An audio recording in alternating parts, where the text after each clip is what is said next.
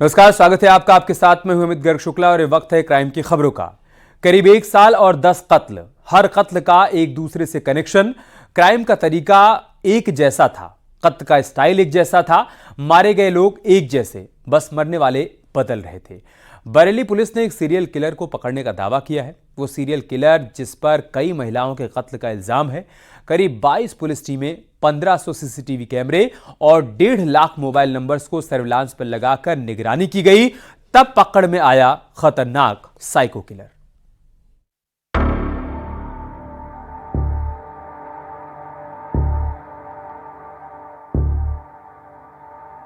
वो दोपहर के सन्नाटे में आता है। वो चुपचाप करता है शिकार। 1 साल में 10 कत्ल करने वाला साइको किलर। बरेली पुलिस की गिरफ्त में खड़ा ये शख्स साइको किलर है, ऐसा पुलिस का दावा है। 1 साल में 10 कत्ल से सनसनी मचाने वाले किलर को कैसे पकड़ा गया, कैसे वो कत्ल करता था, कत्ल के पीछे क्या वजह रही, ऐसे तमाम खुलासे अब पुलिस ने किए हैं।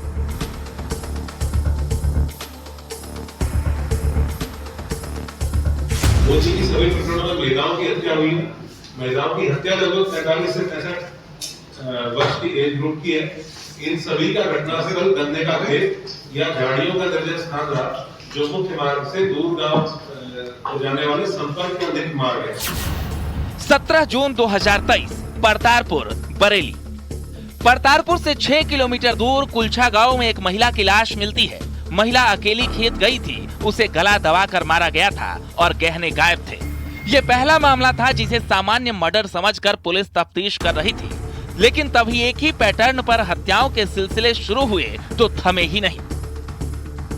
हर वारदात में बिल्कुल वही पैटर्न, खेत में अकेली महिला को टारगेट किया जाता, गहने गायब मिलते और सभी हत्याएं गला दबाकर की गईं। जून 2023 में हत्याओं का सिलसिला शुरू हुआ। 7 महीने में 4 थाना क्षेत्रों के 50 किलोमीटर के इलाके में एक के बाद एक 10 महिलाओं की हत्या की गई। 26 नवंबर 2023, शीशगढ़, बरेली। बरेली के शीशगढ़ में एक महिला की लाश मिलती है। जगदीशपुर की रहने वाली उर्मिला 55 साल की थी।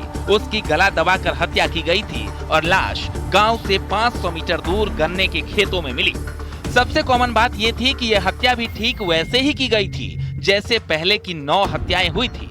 बावजूद इसके अब तक पुलिस खाली हाथ थी, क्योंकि सीरियल किलर को देखने वाले जिंदा ही नहीं बचे। तब पुलिस ने नए सिरे से रणनीति पर काम करना शुरू किया। की गई। ये भी एक कॉमन ट्रेंड हम लोगों ने देखा कि सभी घटनास्थलों पे और किसी की मौजूदगी नहीं। तो इससे ये एक आइडिया लगा कि जो भी घटना कारित करने वाला है उसको अपने टारगेट के लिए सिंगल ऐसी महिलाएं। पुलिस के पास अब ये मानने के पर्याप्त सबूत थे कि ये सारी वारदातें किसी एक कातिल की ओर इशारा करती हैं, यानी सीरियल किलर। शाही और शीशगढ़ थाना क्षेत्रों में सभी 10 महिलाओं की हत्या एक ही तरीके से की गई। इन सभी महिलाओं की हत्या साड़ी या दुपट्टे से गला घोंट कर की गई। इन सभी महिलाओं की उम्र भी 40 से 62 बरस के बीच में थी। यही नहीं, 4 थाना क्षेत्रों के करीब 50 किलोमीटर के दायरे में ये सभी हत्याएं की गई। कड़ी से कड़ी जोड़ते हुए पुलिस इस नतीजे पर पहुंची कि यह सीरियल किलर के अलावा और कुछ नहीं हो सकता। लिहाजा बड़े स्तर पर पुलिस ने काम करना शुरू किया।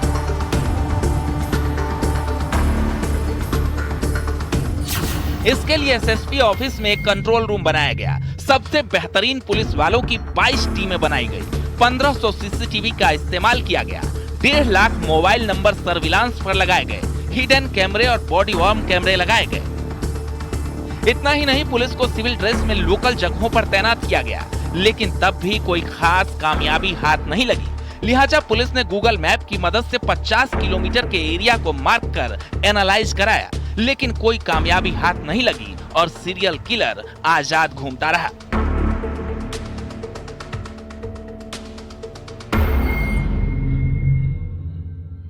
कोची की सभी प्रकरणों में महिलाओं की हत्या हुई है।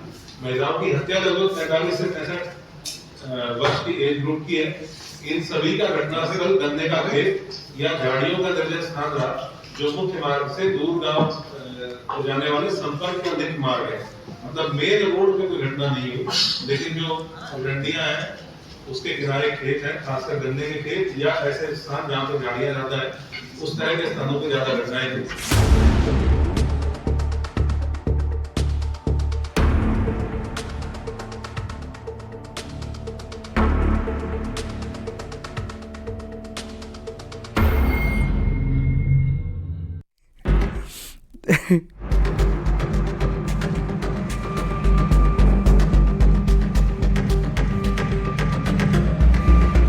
पुलिस जब जब ज्यादा एक्टिव होती, किलर साइलेंट हो जाता।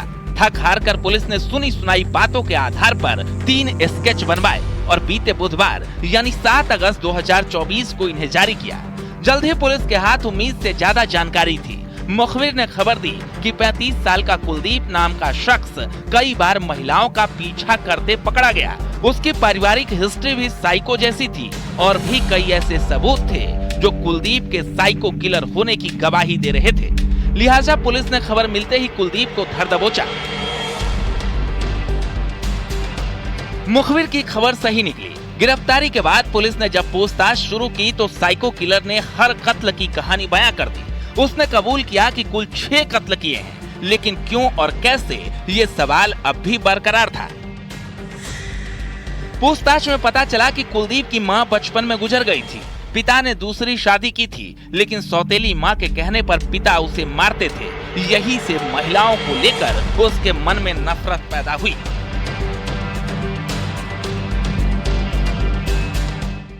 इस बीच कुलदीप की शादी भी हुई, लेकिन अपनी नफरत के चलते वो पत्नी पर हिंसा करने लगा। लिहाजा पत्नी भी छोड़कर चली गई और अंत में उसने सिलसिलेवार तरीके से कत्ल करना शुरू कर दिया। ये जब एश्योर हो जाता है कि उस खेत में एक ही महिला है, तब ये उस खेत की तरफ बढ़ता था। कुछ घटनाएं इसने इस तरह की भी की है, जो पगडंडी से महिला जा रही है या किसी रास्ते से महिला जा रही है, सुनसान रास्ते से, और ये उनको बड़े अच्छे तरीके से बातचीत करते, ये अपना थोड़ा 10-20-30 मिनट के अंदर खेत में लेके गया और इसने फिर इनसे वही डिमांड रखी, और जैसे ही महिला ने विरोध किया या मना किया तो इसने तुरंत साथ के साथ उसके ऊपर अटैक कर दिया और घटना कर दी। तो ये पूरा इस घटना का विवरण था। करीब 1 साल तक पुलिस एक गुमनाम कातिल के पीछे भागती रही। उसकी वजह यह थी कि कुलदीप लोकल की हर सड़क, हर पगडंडी से वाकिफ था। वो कभी कत्ल करने के दौरान रिस्क नहीं लेता था और तभी कत्ल करता जब ये कंफर्म होता कि उसे किसी ने देखा नहीं था।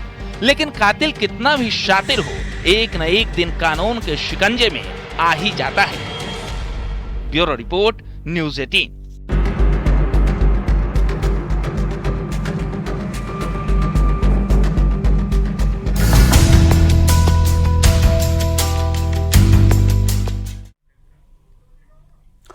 शाहजहांपुर से एक ऐसा दिल दहला देने वाला वीडियो सामने आया। इससे पहले वीडियो वाकई दिल दहला देगा और सोचने पर मजबूर कर देगा कि आखिर गुस्सा किसी को कहां से कहां तक सकता है।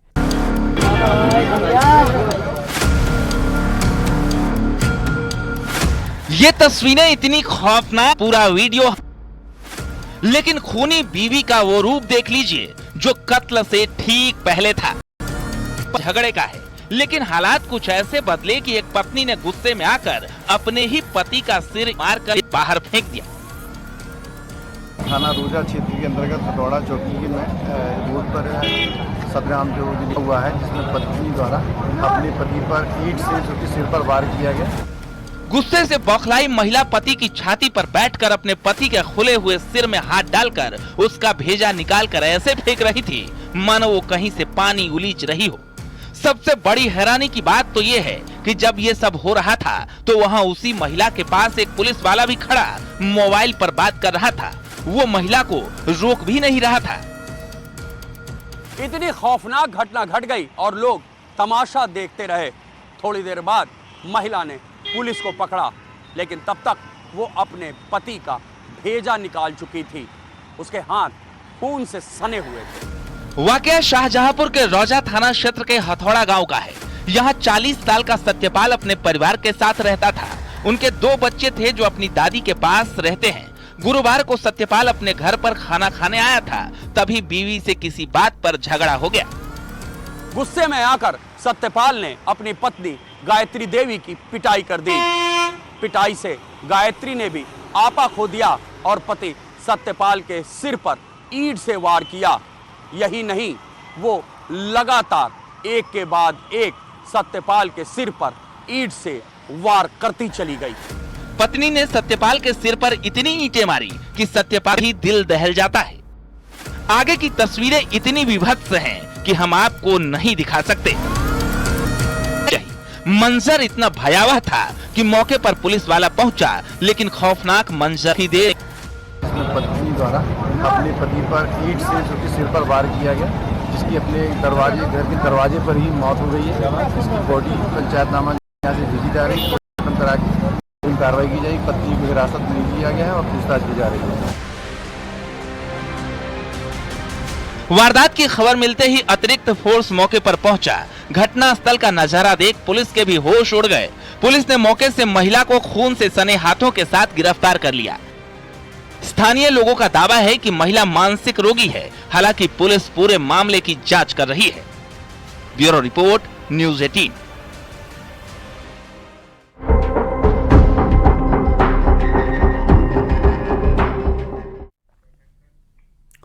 आपने राशन के लिए लाइनें लगती हुई देखी होंगी, बैंकों के बाहर लाइन लगती हुई देखी होगी, नौकरी के लिए लाइन में लगे खड़े लोगों को भी देखा होगा।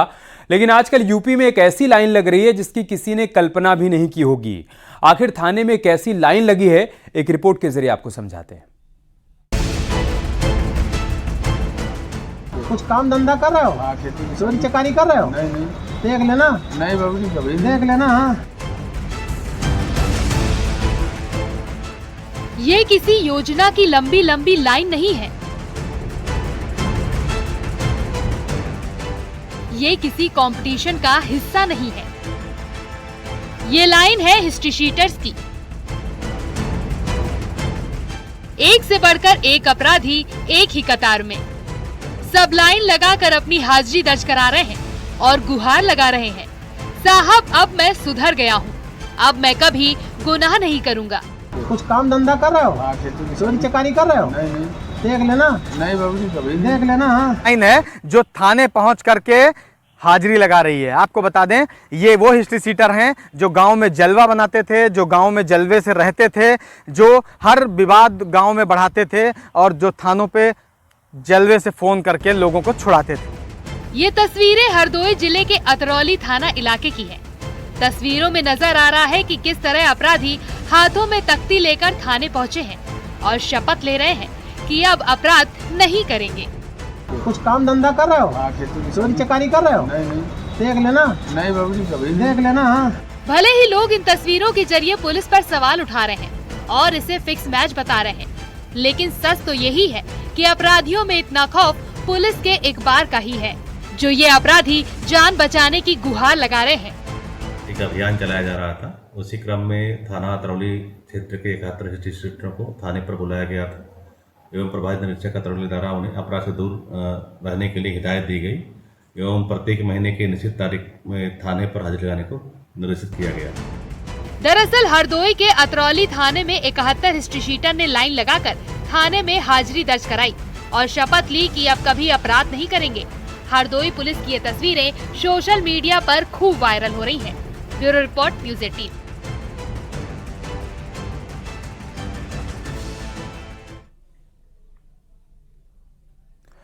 नोएडा में एक फर्जी कॉल सेंटर का खुलासा हुआ है। पुलिस ने 15 आरोपियों को गिरफ्तार किया। अमेरिकी नागरिकों के साथ ठगी करने वाले एक फर्जी कॉल सेंटर का कोतवाली सेक्टर 58 पुलिस ने खुलासा किया। सेक्टर 59 में चल रहे फर्जी कॉल सेंटर के मालिक समेत 15 आरोपियों को पुलिस ने गिरफ्तार भी किया। इनमें 3 महिलाएं शामिल हैं।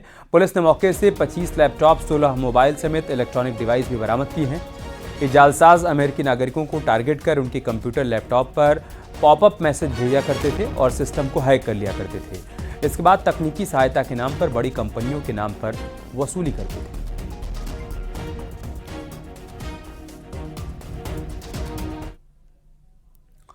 कानपुर में लिव इन रिलेशन में रहने वाली महिला की हत्या के आरोपी प्रेमी को पुलिस ने मध्य प्रदेश से गिरफ्तार किया। ये मामला गोविंद नगर थाना क्षेत्र के गुजैनी का है, जहां पर एक शादीशुदा महिला अपने बच्चों के साथ अपने प्रेमी के यहां लंबे समय से रह रही थी। जब महिला ने प्रेमी से घर में हिस्सा मांगा तो उसने हथौड़े से वार कर महिला की हत्या कर दी और मौके से फरार हो गया। घटना बीते 20 जुलाई की है। अब पुलिस ने आरोपी सुरेश को मध्य प्रदेश के छतरपुर से गिरफ्तार किया। इसमें गोविंद नगर थाने और दक्षिण जोन की सर्विलांस टीम ने कई टीमें गठित कर इस पर काम किया। इसमें अभियुक्त घटना करने के बाद फरार हो गया था और कई जनपदों जैसे कि महोबा, जालौन, उरई, हमीरपुर और मध्य प्रदेश के भी कई जनपदों में वो लगातार अपनी जगह बदलता रहा।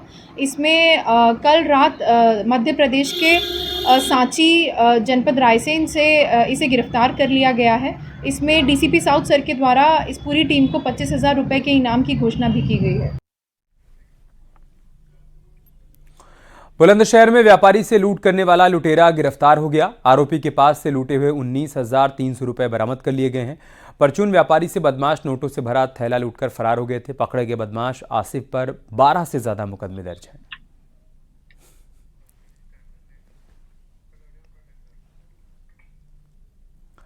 बुलंदशहर में बिजली की लाइन चोरी करने वाले गैंग का पर्दाफाश हुआ है। पुलिस ने गैंग के 8 मेंबर्स को गिरफ्तार किया। आरोपियों के पास से 800 क्विंटल तार, कार, तमंचा और चाकू बरामद किए गए।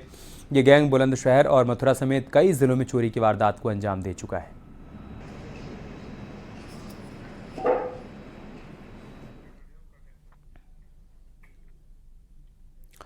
नोएडा में पुलिस ने बाइक चोर गैंग का पर्दाफाश किया। पुलिस ने 3 बाइक चोरों को गिरफ्तार किया और उनके पास से चोरी की 13 बाइक और एक मोपेड बरामद की।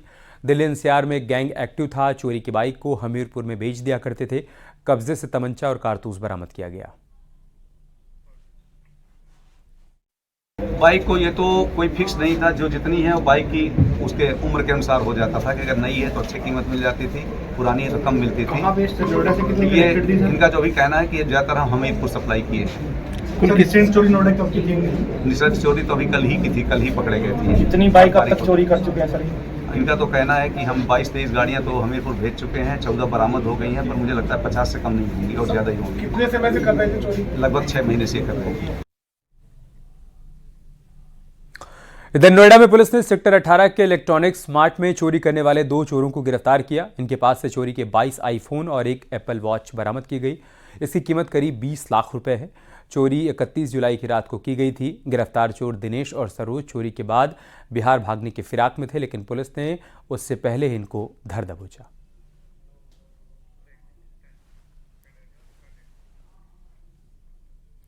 यहां रुकने एक छोटे से ब्रेक के लिए, जल्द लौटेंगे कुछ और खबरों के साथ। आप देख रहे हैं न्यूज़ 18 उत्तर प्रदेश उत्तराखंड।